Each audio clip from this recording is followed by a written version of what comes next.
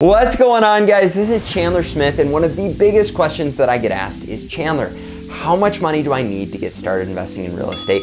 And do I need money at all, or are there other ways to get into it? And so in this video, I'm gonna show you one, that anyone can invest in real estate. We're gonna talk about all of the different strategies and how much money you need for each of them. So with all of that being said, let's jump into it.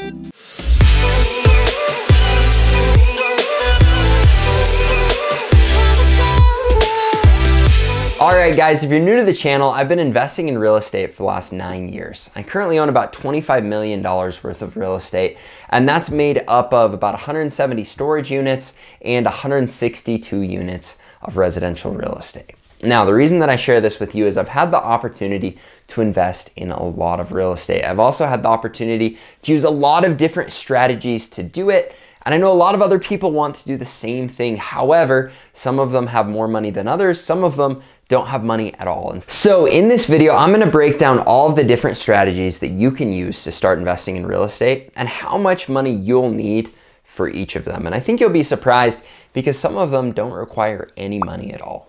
Before I jump into that, there's one principle that you really need to understand. And in order to do this, I'm gonna share a story with you. Now, when I was about 8, 9 years old, I decided that I really wanted to buy things, as do most people.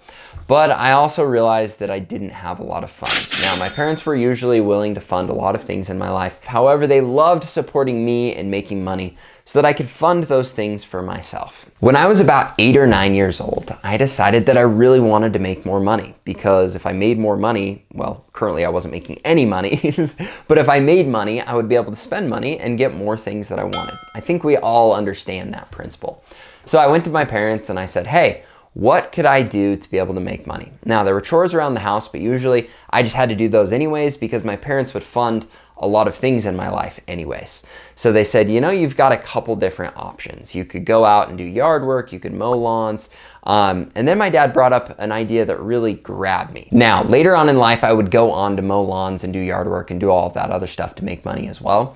However, my dad said that when he was younger, he would go and he would get worms out of his yard, and then he would sell them to fishermen, and he actually made pretty good money at it.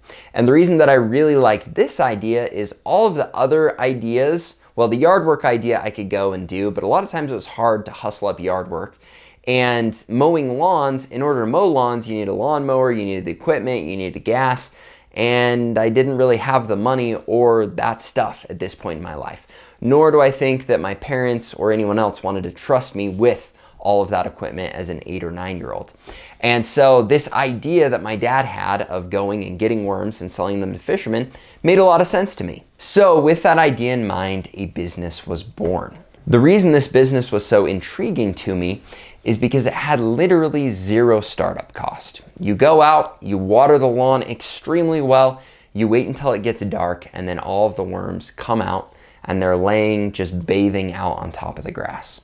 So you go and you sneak up on them and you grab them and you have a little battle with them and you pull the worm out of the hole and you put it into your bucket. Now, the next problem was going to be getting this out to the masses, because I could catch the worms in a bucket, but then I needed to find a way to sell it to individual fishermen. So we came up with this idea, and I'm pretty sure it was my dad's idea, but I went to school and we had milk boxes. And these milk boxes, I don't think we use boxes anymore. I think plastic is more the thing these days.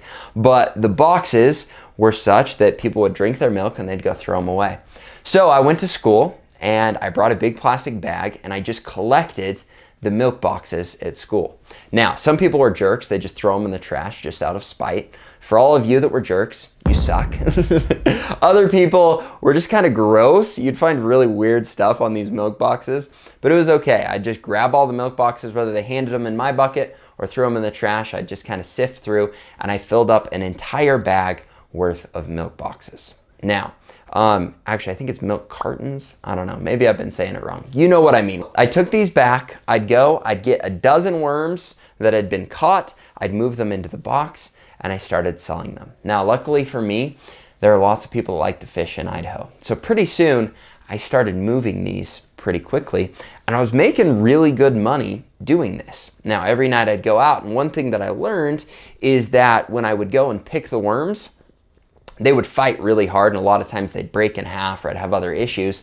And so I learned about something called worm squirmer.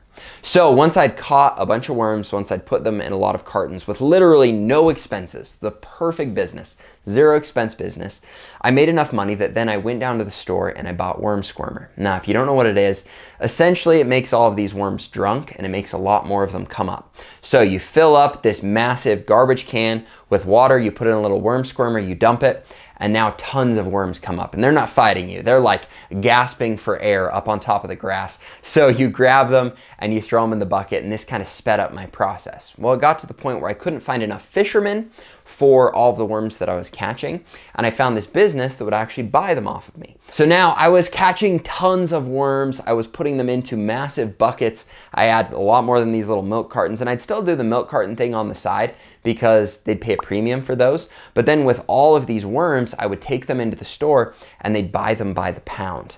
So now the business was really cranking and I was able to scale it up. Now, I'm sure you're probably wondering why we're talking about worms instead of how we can help you start investing in real estate. But this story serves two purposes. First purpose, tons of people come to me and they say, Chandler, you own all this real estate, we want to do the same. And I give them a punch list and they look at it and they're like, yeah, I don't want to do that. So you need to understand that business isn't always glamorous. Buying real estate isn't always glamorous. It takes a lot of work. It takes getting your hands dirty. It takes a nasty process a lot of the times. And that's something that I learned very early in life is, hey, sometimes you got to do crap and then you can scale it up and it's going to get easier as you go. But yes, it's going to be difficult. So if you're looking for free passive income that you didn't have to do anything, you should probably log off the video now. However, there are a lot easier ways to make money than picking worms that pay you a premium, and real estate is one of those things. And so when you're going through this process and you're saying, man, this is a fair amount of work, trust me, it's a lot easier than picking worms every night and making, you know, $1 every 2,000 worms or whatever it was. It probably wasn't that much, but you get my point. That's the first thing. The next thing is you need to figure out how to leverage whatever you have to maximize your earning. Because a lot of you might not have anything. A lot of you on this channel might have millions of dollars, and a lot of you might fall somewhere in between, whether it's having nothing or millions of dollars. And so in this video, I'm gonna break down all of the different strategies that you can use regardless of your situation. But what you need to understand is you need to take a step back and look at your situation, because this is not a one size fits all. You need to find a way to leverage your skill sets, your income, your situation to maximize your returns based on the situation that you're in. So if you're one of those people that has no money, do I suggest that you go and pick worms and make enough money from worms that then you can buy real estate? You could, but it's probably not the best way. And so in this video, we're gonna show the best way for you, and the best way if you have some money, and the best way if you've got a lot of money. So now that we've covered all of that, all that I ask you to do is remember to smash the like button, subscribe to the channel, and hit the little bell, and we're gonna jump into it. All right, guys, so first thing, and just keep in mind, you've got to figure out how to leverage whatever you have. So this first one I'm going to use is going to be for those people that have some money. However, maybe you're tight on money and this strategy is going to work for you as well. And that is leveraging money that the bank is willing to give you. Now, if you go to the bank to get a loan, they will give you a loan on 75% of the property if you're not living in the property. So then you just have to come up with 25% down, and you can be able to get the other 75% from the bank. Now, keep in mind, when the bank is looking at you as a borrower, you've got to have good credit. You've got to have enough money in the bank for your down payment and for reserves on the property, so they know that you're going to be able to survive after you buy this property and keep yourself going and your business going until those rents come in and you can keep it going. And so they want to know you've got reserves, good credit, good debt to income ratio, and they might take a peek at your taxes. They want to make sure that you actually have an income coming in, so they're going to look at your W-2 or your 1099. Now, for any questions you have with this, the best part is you can go and you can sit down with a loan officer. They're going to answer all of these questions for you completely free. So you can show them everything you've got, and they're going to say, all right, we can approve you up to this amount, or hey, we can't, and these are the reasons why, so you need to go back and fix them. The other thing that's really cool is a lot of you are saying, well, Chandler, I want to buy a $400,000 property, but I don't have 25% down. I don't have 100 G's sitting in the bank. I understand. And that's why there are other strategies within this same strategy. The other method you can use is living in the property. Now, if you're living in the property, let's say for example, you want to buy a fourplex or a triplex or a duplex, 4 units or less, if you're living in the property, you can get as low as 3.5% down. Now, the lower down you get, there are going to be some extra fees. And so you kind of have to decide whether you want to put 10% down, 5% down, 3.5% down. What I would say is if you can get into a fourplex and you can live in it and you can be making money every month and get your rent for free, that's a buy. That's a great deal. That's something you should jump all over. And now this takes a $400,000 property and puts it so that you don't need $100,000 to buy it. But if you're doing 3.5% down, that immediately drops you down.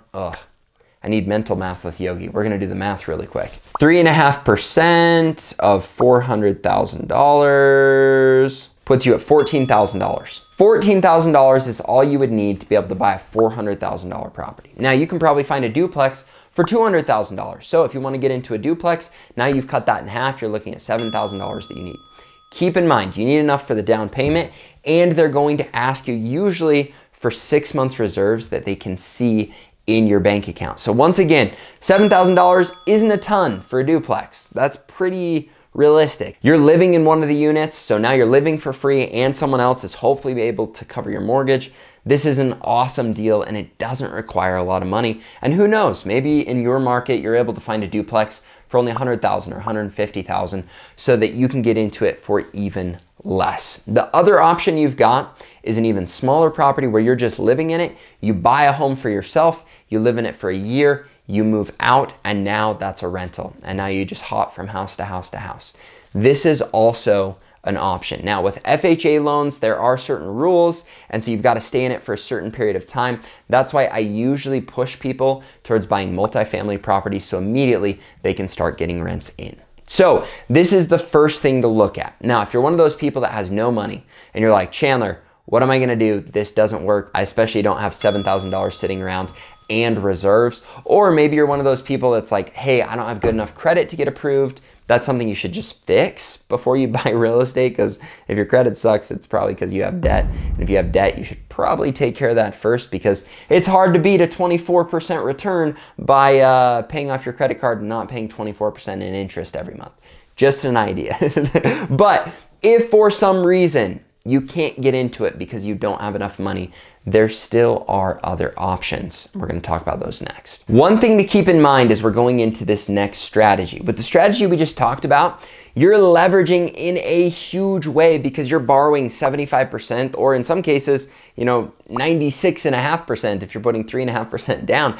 That's a lot of leverage. You're borrowing a lot of money. Now, I'm not turning you away from it, especially if it's a great deal, because now you can control 100% of that real estate. But keep in mind, the less money you're bringing to the table, the more and more leveraged you are in this situation, which when you have more leverage, a lot of times you have more risk and it's going to require more of your time. Or if you have more money, a lot of times you can afford to spend less time in it and be not as leveraged. That's why I love real estate though, is because for someone like me, I can be extremely leveraged, and being extremely leveraged in real estate, you're actually very protected because of LLCs and insurance and a management company and the myriad of other things you can do to mitigate your risk. The other thing to keep in mind going into this next strategy is it's going to put you in a place where you don't have to bring any money to the table. Also works if you've got enough money to buy 1 or 2 properties, but then you're going to be tapped out and you want to scale a lot faster than that, because these other strategies are using other people's money.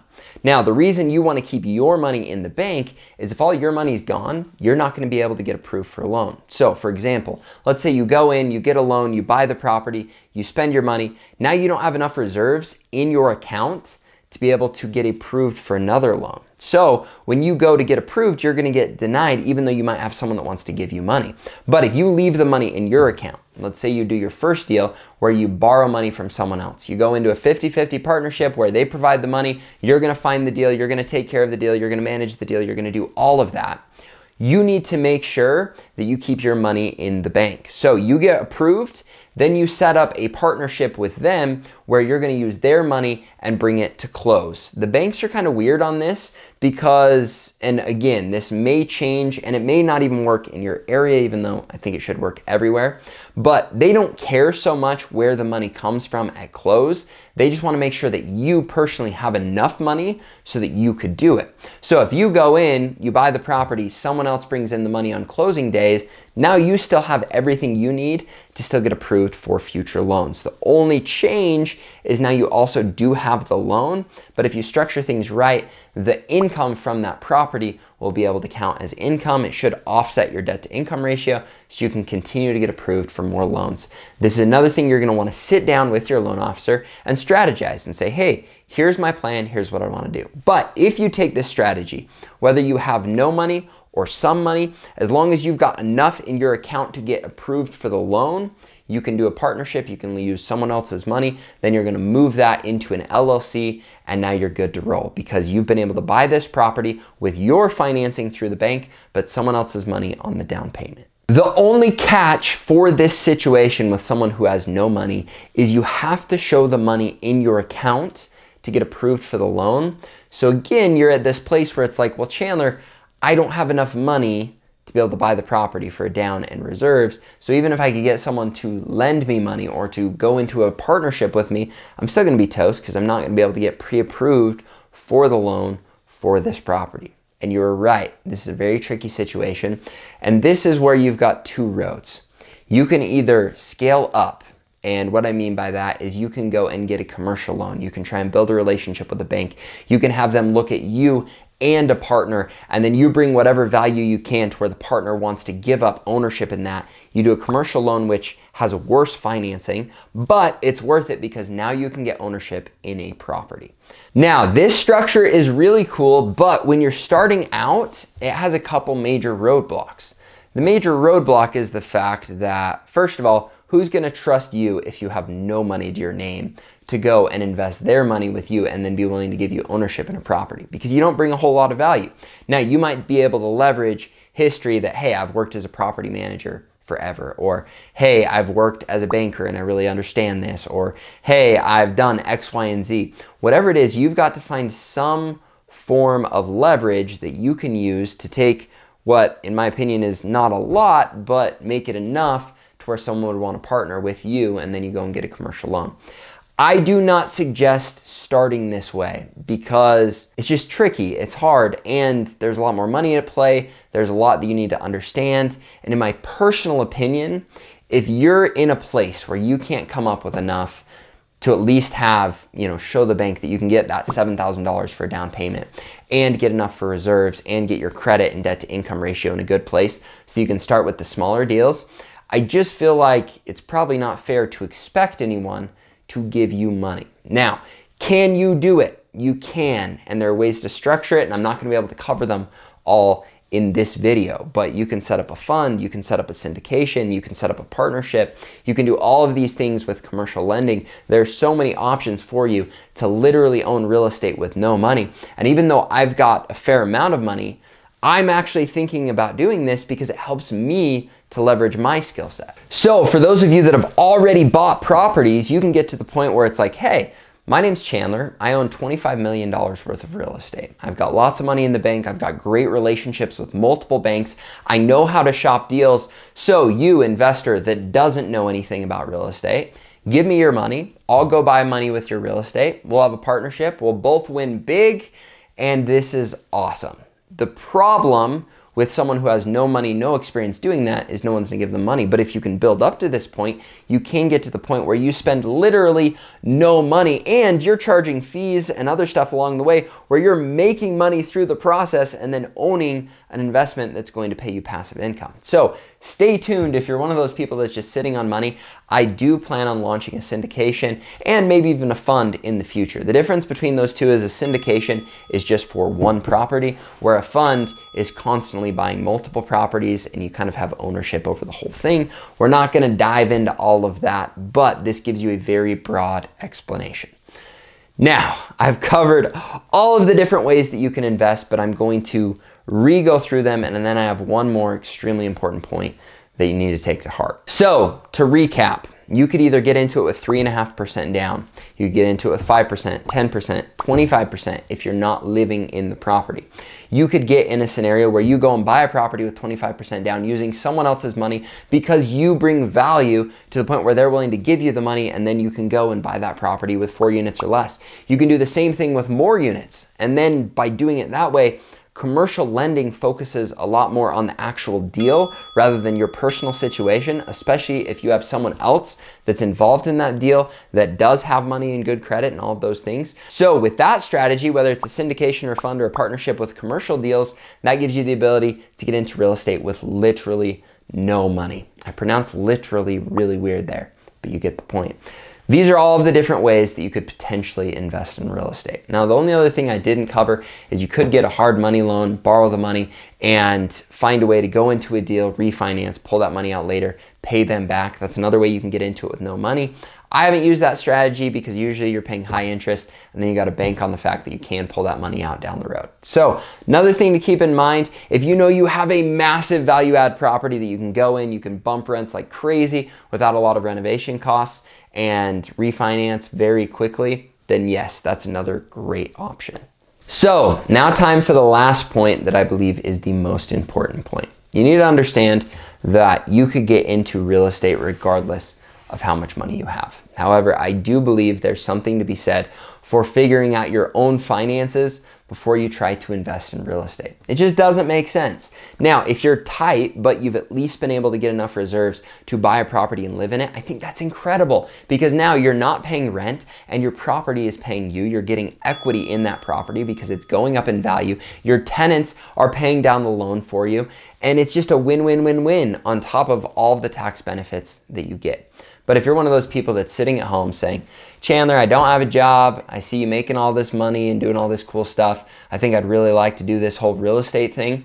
Well, I'm going to tell you it's a bad idea and you should probably figure out how to get your finances right so you can at least buy the first deal on your own because you've got enough money to do that, or at least be able to get approved and then borrow money so that you can plan or be ready to scale and buy multiple properties. And if you're in a place where you say, you know what, I can't get a job, I'm a super hard worker, I'm driven, I'm ready to do this thing, but the job search is difficult, well, guess what? I've got a solution for you because every year I help hundreds of sales reps at age 18 to 35 that come to me and say, Chandler, I want to make great money, I'm willing to work hard, I'm willing to be teachable and learn a new skill, but right now I don't have a lot of money, but I'd like to be surrounded by good people where I can learn about real estate and I can make money and I can put myself in a better place. Well, go and click the link down in the description. If you go to www.elitesummersales.com, we take care of hundreds of sales reps every year that they come, they apply, we do an interview with them.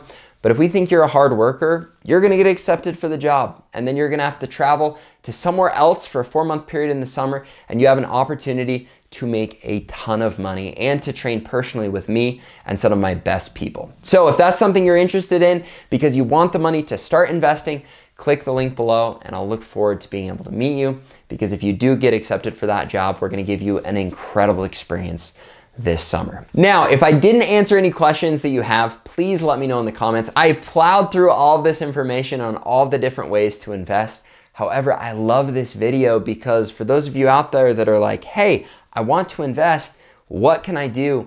Regardless of your situation or your circumstances, I have shown you the way on all of these things, because if you have little money, you can get into it with an FHA loan. You just have to live in the property. If you got enough money to put 25% down, you can do that. If you don't have money, you can come and work for me so that you can get money to do it, or you can look into a syndication or setting up a fund or a myriad of these other partnerships that you can do. And finally, if you're one of those people that's like, you know what, this sounds great, I've got money, but I don't want to do any of it. I just want to give someone my money to invest for me. Well, just wait a little longer because we're going to be launching that soon too. But there are also a ton of great syndications and funds out there. So if you don't want to wait for mine, go find a good one and you can give them your money to take care of it. Now, if you guys enjoyed this video, just remember to smash the like button, subscribe to the channel, and hit the little bell. And we'll look forward to seeing you in the future videos. Thanks, guys. Have a great day.